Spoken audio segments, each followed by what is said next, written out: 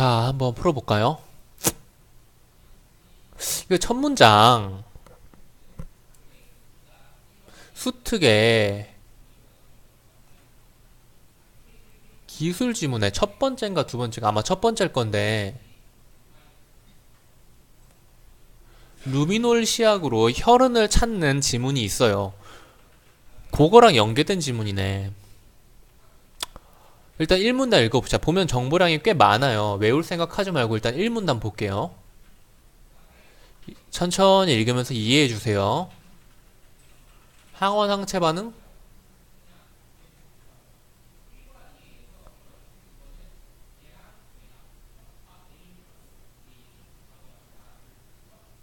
요 정도가 되겠는데 항원과 그 항원에만 특이적으로 반응하는 항체가 결합하는 면역 반응인데 항체는 제조하는 애네요. 그러면은 찾아야 되는 애는 항원이고 이 지문을 봤다면 그런 생각을 할 수 있었어요. 그러니까 혈흔이 바로 항원이고 이 항원을 찾기 위해서 항체를 우리가 제조할 수 있다. 그 기술들이 발전하고 있다. 그러면서 이런 키트들이 개발되고 있다라고 생각해 주시면 되겠습니다. 바로 문제 풀어볼게요. 적절하지 않은 거 이해 안 해도 됩니다. 이해 안 해도 돼요. 실제로 이해 안 해도 돼요. 시료 패드와 흡수 패드는 모두 시료를 흡수하는 역할을 한다. 찾아주시면 됩니다. 시료 패드, 흡수 패드 구체적인 내용 아직 안 나왔으니까 더 찾아주시면 돼요. 시료 패드로 흡수된 시료 일단 시료 패드에 흡수됐어요. 여분의 시료가 흡수되는 흡수 패드 둘 다 흡수하네요. 2번 선지 가봅시다. 목표 성분은 항원 항체 반응의 항원에 해당한다. 방금 전에 1문단 보면서 그 생각을 머릿속으로 해줬으면 이건 그냥 동그라미 치고 넘어갈 수 있는 거. 개념이 잡혔으면 3번 선지 가봅시다. 검사선 표준선인데 찾아볼게요.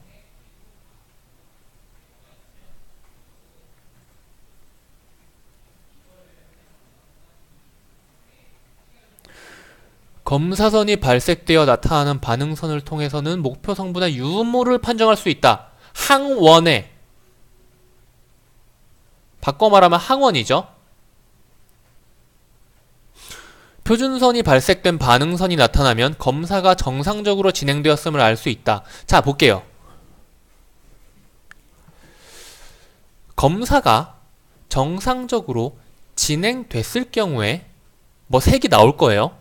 그리고 그 이후에 항원의 유무를 판정할 수 있겠죠. 그쵸?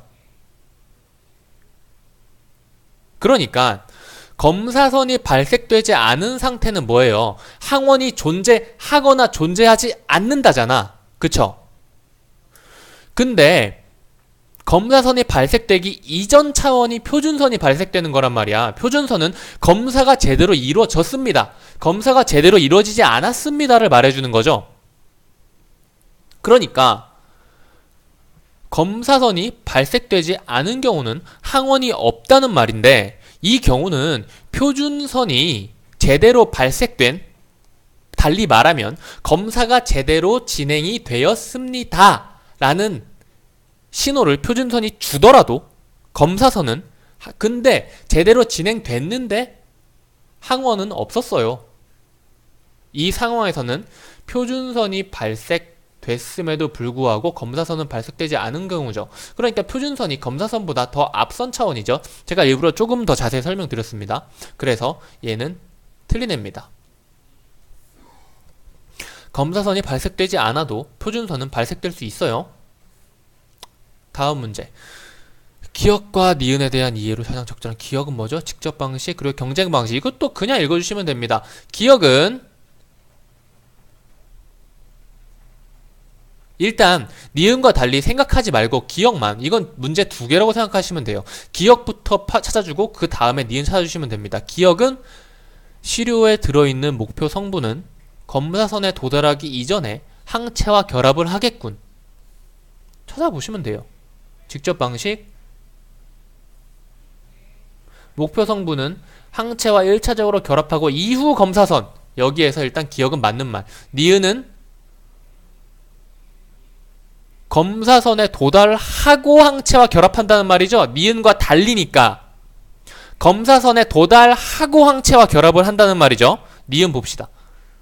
아니면은 니은은 검사선에 도달하기 이전에 항체와 결합을 하지 않는다라고 봐주셔도 되겠고요. 그런지 한번 볼게요. 경쟁 방식 어디 있죠? 한편 경쟁 방식.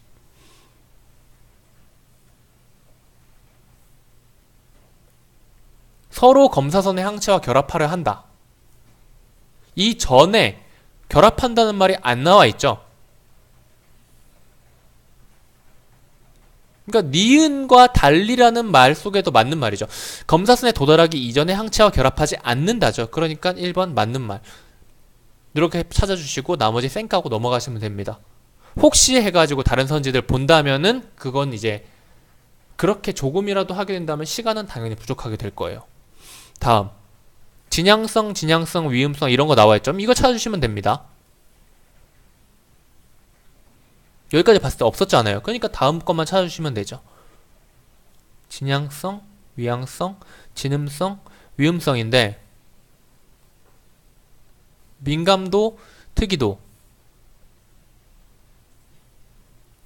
얘는 정확도라는 애인데 민감도는 시료의 목표 성분이 존재하는 경우에 키트가 이를 양성으로 판정한 비율이다. 그리고 특이도는 목표 성분이 없는 경우에 대해 키트가 이를 음성으로 판정한 비율이다. 정의는 잘 확인해 주시고 문제를 들어가야 됩니다. 안 그러면 틀려요. 이 문제도 그렇게 나온 것 같아.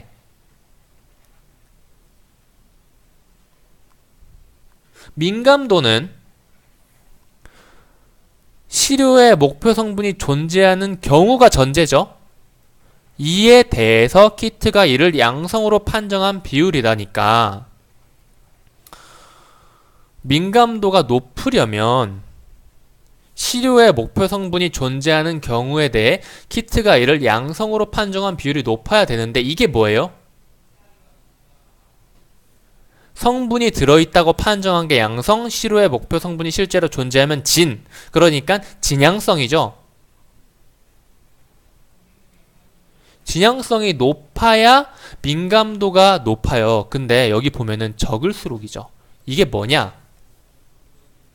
진양성과 반대되는 개념은 위양성이 아니에요. 이 보기를 기준으로 하면 민감도라는 기준이니까 시료의 목표 성분이 존재하는 경우가 전제죠. 그렇다면은 존재하는 경우, 실제로 존재할 때 진양성, 실제로 존재할 때 위음성이죠.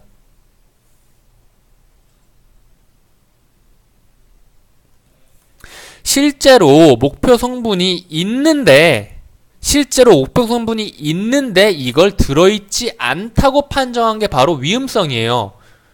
그러면은 목표 성분이 들어있는데 있다고 판정한 거, 목표 성분이 들어있는데 없다고 판정한 거, 얘네가 민감도를 체크해 주는 거죠. 그럼 위음성이 낮을수록이니까 A는 위음성입니다.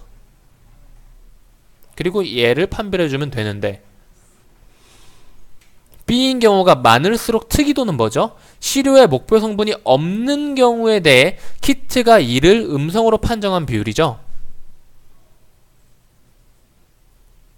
목표 성분이 없는 거는 위양성 그리고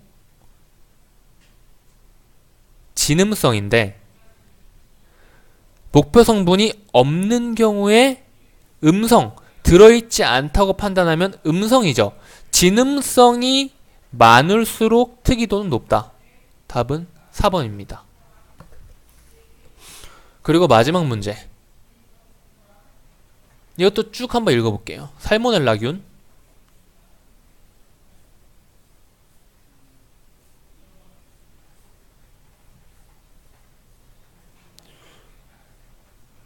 어찌됐건 간에 살모넬라균에 대해서 LFIA 방식의 새로운 키트가 개발됐다고 하네. 자, A를 개발하기 전에 살모넬라균과 결합하는 항체를 제조하는 기술이 개발되었겠군. 이거 그냥 동그라미죠? 왜냐면 우리 1문단 읽었잖아요. 그쵸? 항체 제조 기술이 발전하면서 LFIA를 이용한 다양한 종류의 키트가 개발되고 있는 거죠. 2번 A의 결합 패드에는 표지 물질에 살모넬라균이 붙어있는 복합체가 들어있겠군. 복합체에 항원이 붙어있어야 됩니다. 그쵸? 복합체에 항원이 붙어있어야 돼요. 복합체를 찾아주십시다. 결합 패드에 있는 복합체는 여기까지는 이것만 보고 안 나와 있는데라고 하면 안 돼요. 더 찾아줘야 됩니다. 이거 3점짜리 문제잖아요. 이 표지 물질에 붙어있는 특정 물질은 키트 방식에 따라 종류가 다르대요. 그럼 키트 방식을 찾아줘야겠네요. 키트 방식이 뭐예요? 직접 방식과 경쟁 방식이 있죠? 직접 방식과 경쟁, 왜 이렇게 말이 안 나와? 직접 방식과 경쟁 방식에는 어떤 특정 물질이 붙어 있는지를 찾아주시면 됩니다. 직접 방식에서 복합체에 포함된 특정 물질은 항체이다. 뭐죠? 항원이 안 붙어 있는 거죠. 그리고 복합체는 복합체란다. 경쟁 방식은 뭐죠? 목표 성분 자체이다. 이게 뭐죠? 항원이다. 그러니까 직접 방식에는 안 붙어있고 살모넬라균이 안 붙어있고 경쟁 방식에는 살모넬라균이 붙어있어요. 얘네를 근데 어떻게 구분해? 여기 있다. 직접 방식은 세균이나 분자량이 큰 단백질, 세균? 살모넬라균?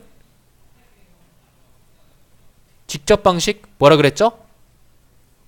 항체가 붙어있죠. 항원 없죠. 살모넬라균이 안 붙어있죠. 이건 경쟁 방식인데 경쟁 방식은 뭐예요? 항생물질처럼 목표 성분의 크기가 작은 경우. 그러니까 살모넬라균의 LFIA 방식은 세균, 큰 세균에 적용할 수 있는 직접 방식인데 여기에서는 복합체에 항체가 붙어 있습니다. 그러니까 살모넬라균이 안 붙어 있죠. 2번이 틀린 거. 이렇게 풀어주시고 넘어갔으면 되겠습니다. 쭉 보면서 굳이 읽을 필요는 없어요. 문제에서 요구하는 부분만 찾아주면서 그 부분만 이해하면서 문제 풀어주시면 되겠습니다. 여기까지 할게요.